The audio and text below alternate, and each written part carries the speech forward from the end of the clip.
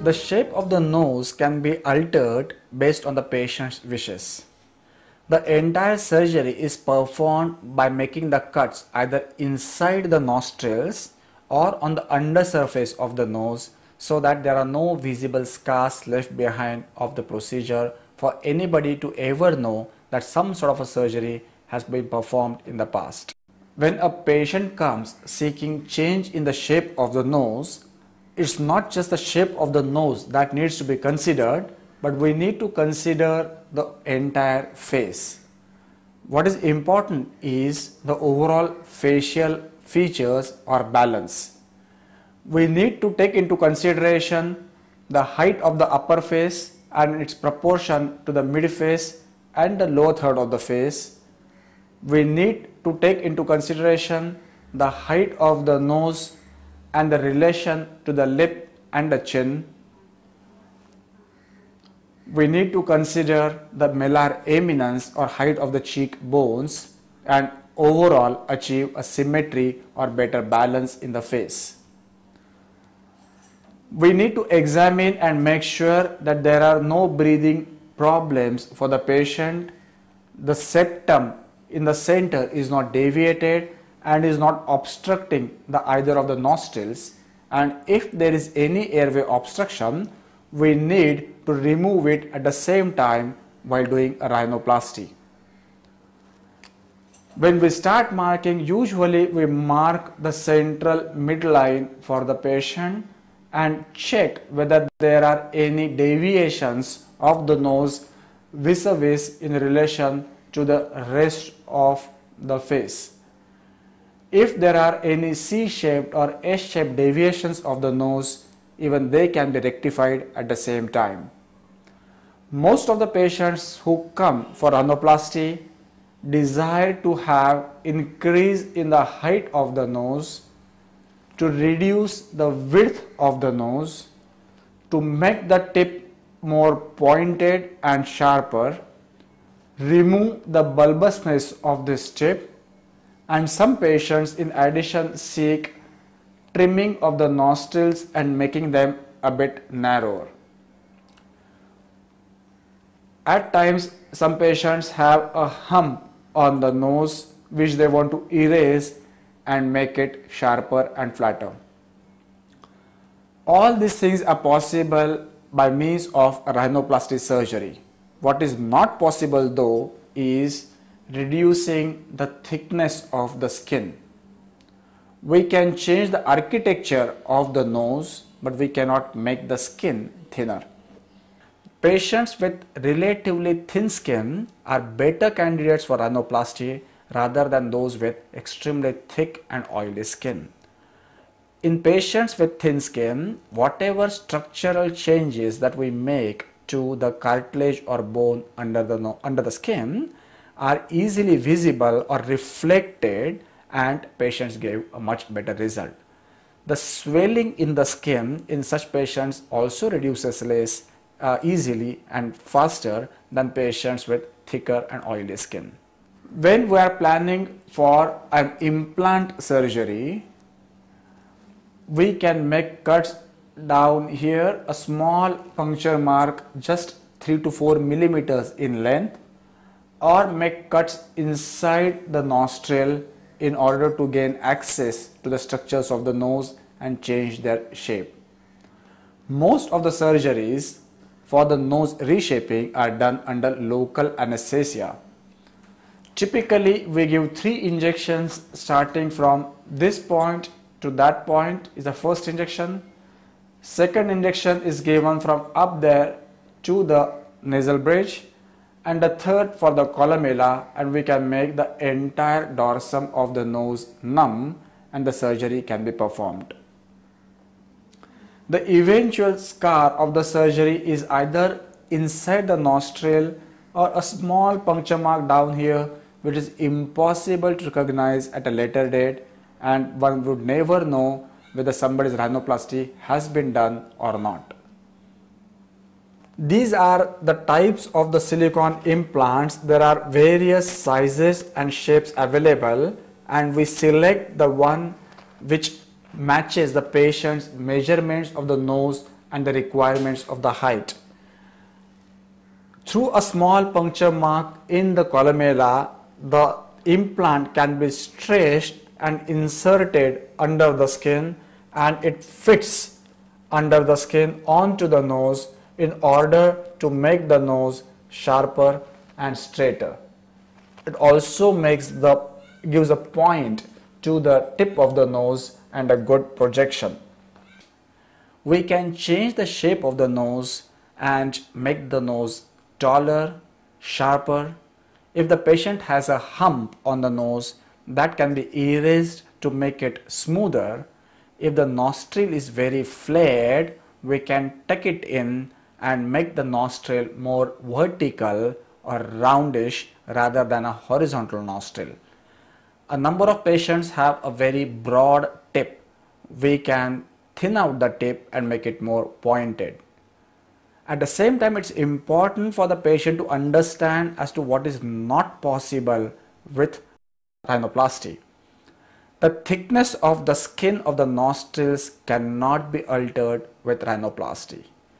The nose skin, if it is very thick, we cannot make it thin, so the thickness of the nostril cannot be drastically changed with rhinoplasty. However, we can remove some underlying flesh under the skin and make it somewhat thinner for the patients. Majority of the patients who come seeking rhinoplasty desire to increase the height of the nose to make the tip slightly pointed and reduce the flare of the nostrils.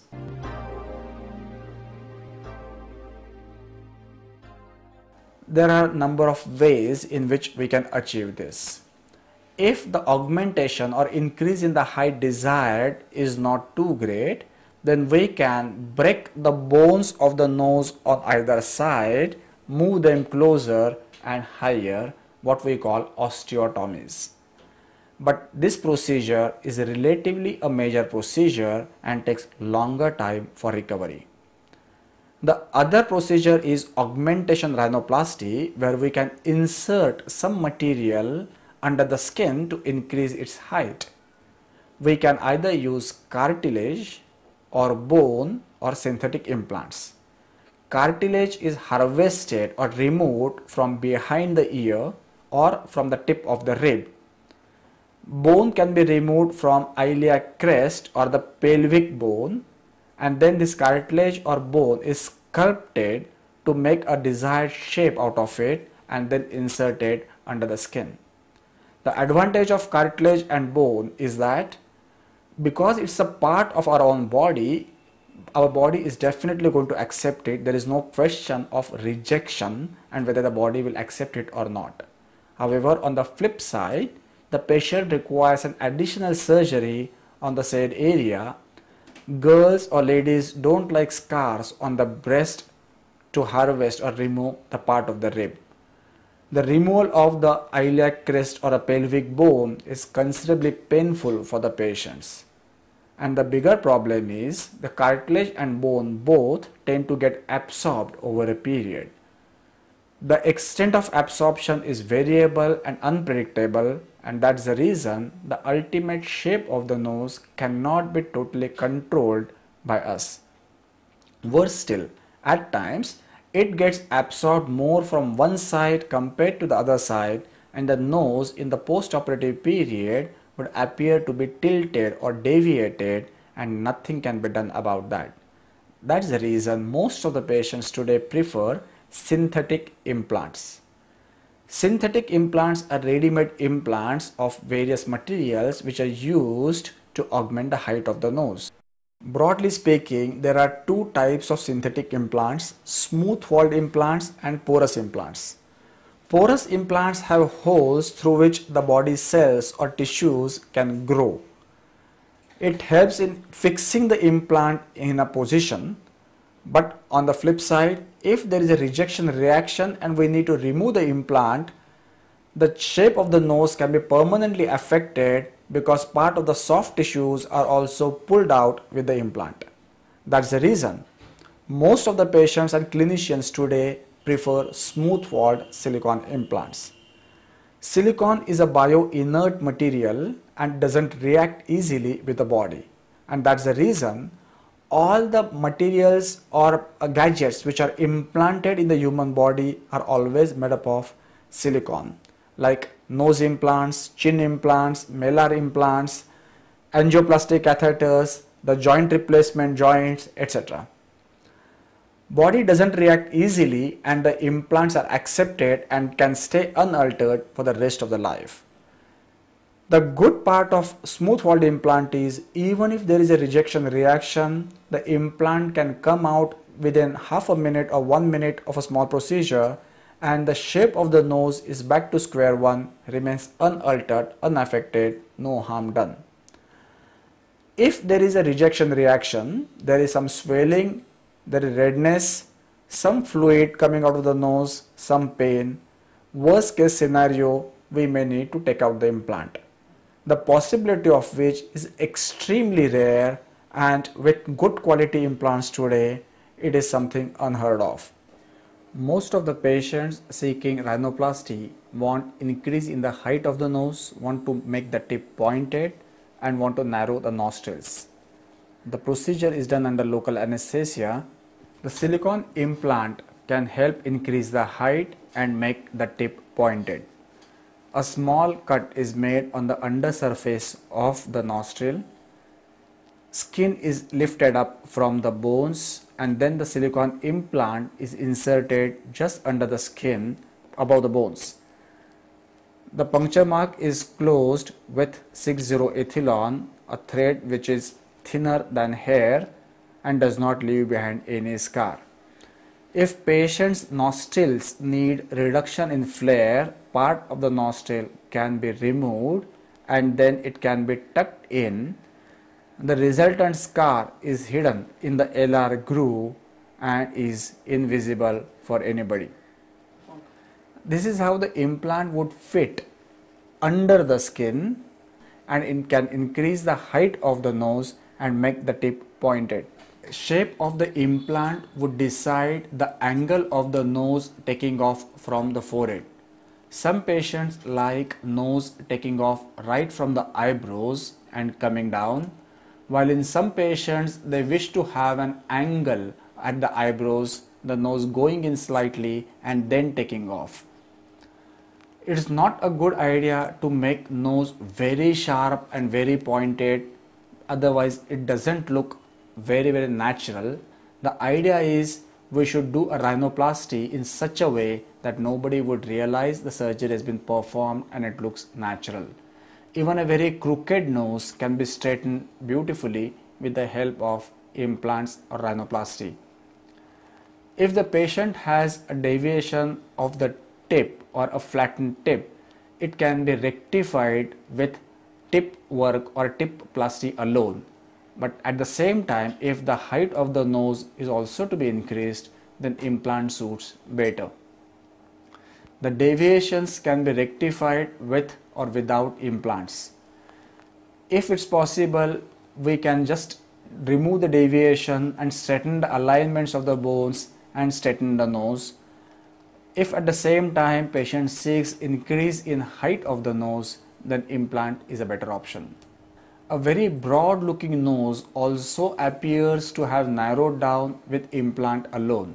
Now in this patient, the breadth of the nose is not reduced by cutting the bones and shifting them inward, but increase in the height because of the implant, and because the nose now gets a better projection and profile, the nose appears to have become thinner or narrower. If the patients have a double hump, that can be beautifully treated with implant. Some patients require some other surgeries along with the rhinoplasty. For example, this patient had come seeking reduction in the chubbiness or puffiness of her cheeks, and she wanted her lips reduced. However, after analyzing the entire face, it was decided to augment her nose and to augment her chin, and that's how the facial balance could be restored after the surgery. Another patient who had come seeking just reduction in the lips, and her nose and chin were augmented in order to achieve a better balance. The surgery usually takes half an hour or so, and the patients go back home within 1 hour. There are small tapes on the nose which stay in place for 24 hours. Patients report back one day after the surgery to have these dressings removed, and thereafter there are no dressings on the nose. There is some swelling initially after the surgery on the nose which gradually reduces. 1 or 2 stitches which are used after the surgery come out within a week. 10 to 15 days down the line, the swelling considerably comes down and appears as if surgery has not been performed. However, in patients with thick oily skin, especially on the tip and alar region, the final result can be seen only after 3 weeks to 6 weeks, and as the swelling completely goes down, the tip of the nose starts appearing thinner, sharper and pointed. These are some of the results of our patients treated in this clinic.